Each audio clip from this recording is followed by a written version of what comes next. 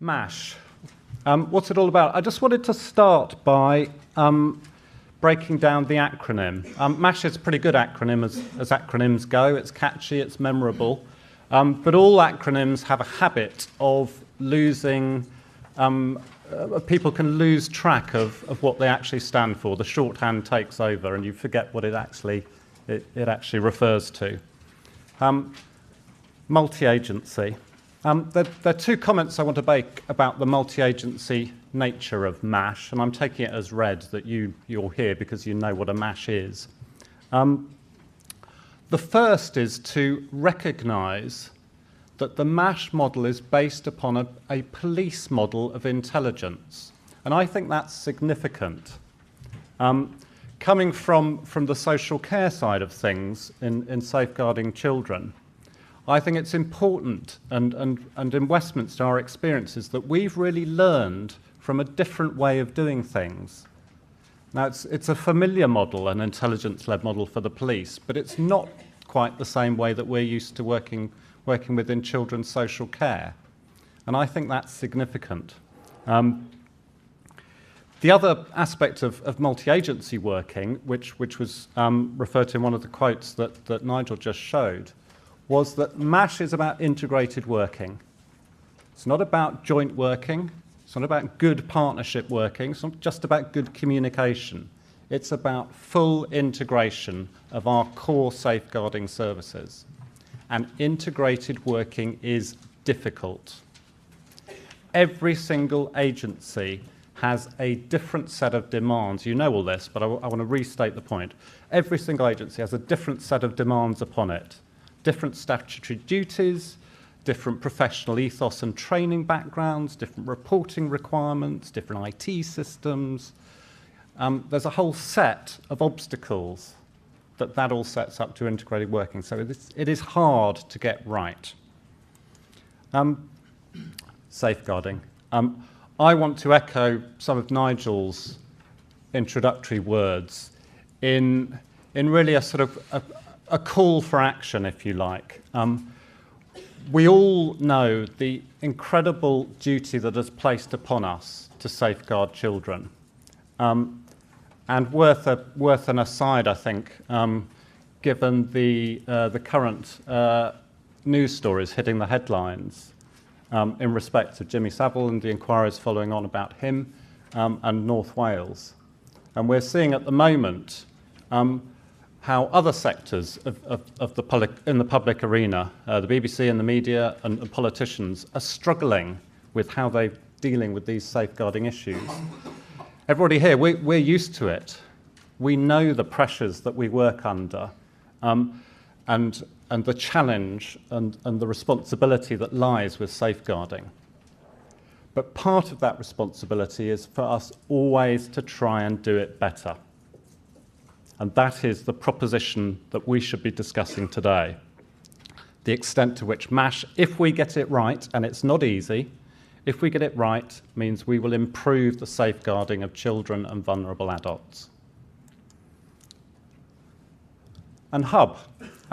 Hub's a word that often gets used in IT circles, in my experience, or I think that's the first place I came across it in talking about database hubs. But I want to emphasise the people that are involved in a hub that a MASH encapsulates.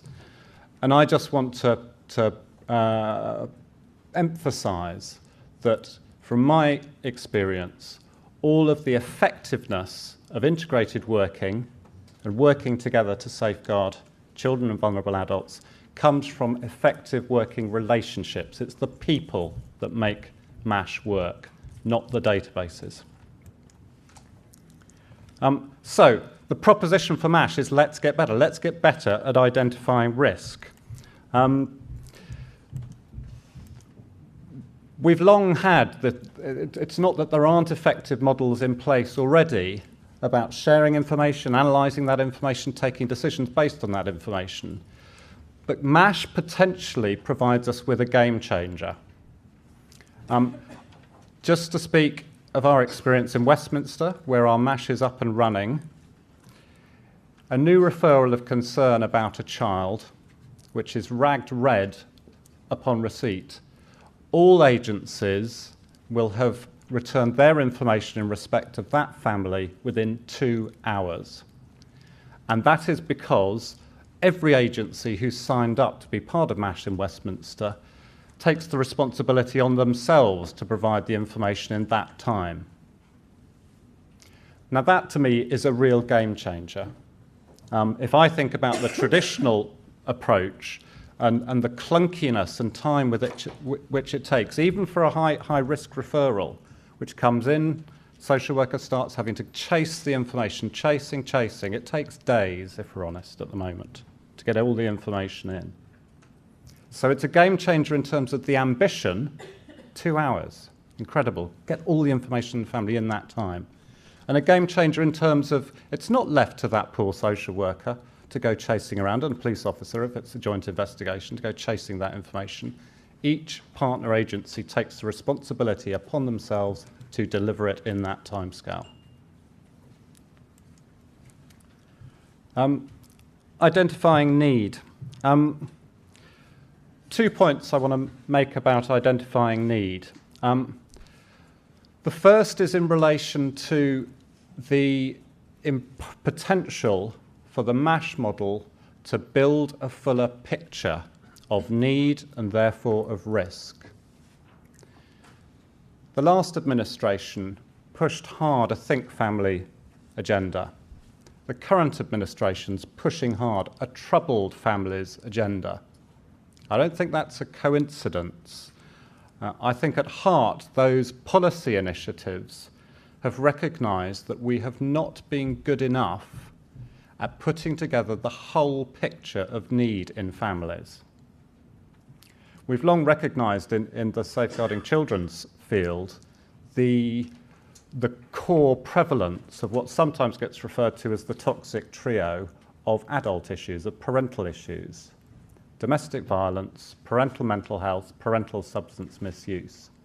So again, it's not that it's new for us to be wrestling with those issues and recognising the potential risk that they place children at.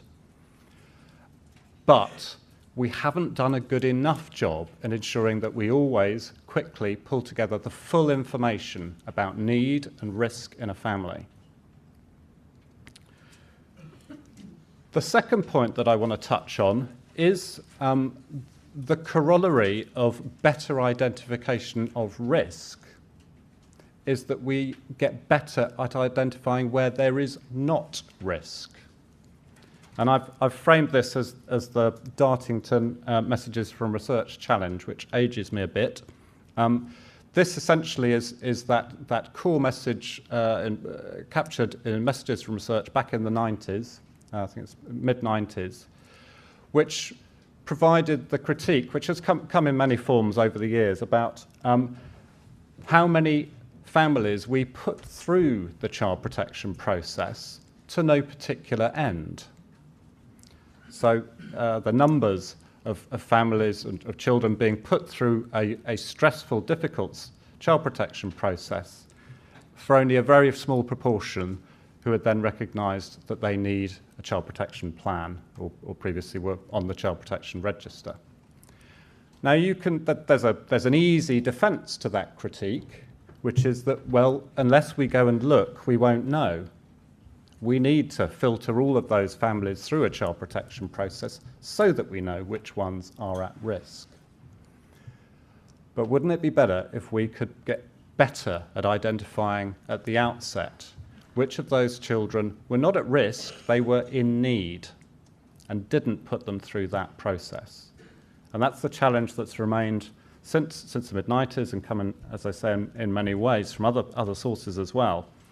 But I'd suggest to you that MASH potentially offers us real benefits in terms of better identification of need as well as better identification of risk. The concrete manifestation of that in Westminster that we're seeing is that we are doing fewer social work assessments.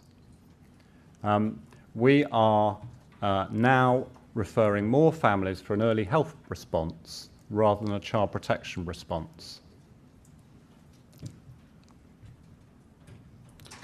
Who do we need? Who do we need to make to share better information and therefore make better decisions about vulnerable children and indeed vulnerable adults?